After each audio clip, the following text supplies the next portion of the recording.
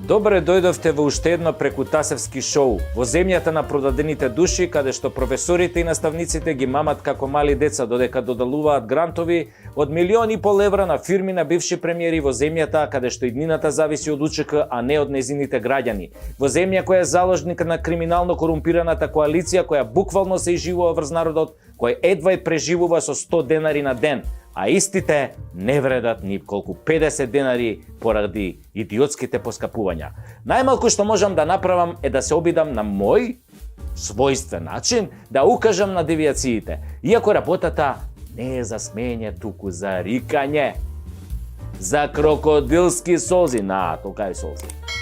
Колку би сакал да направам една емисија во која 15 минути само би фалел некого, би ја фалел власта, би се гордел со власта, со државата, како ни дала да живееме, како не заштитила пред налетите на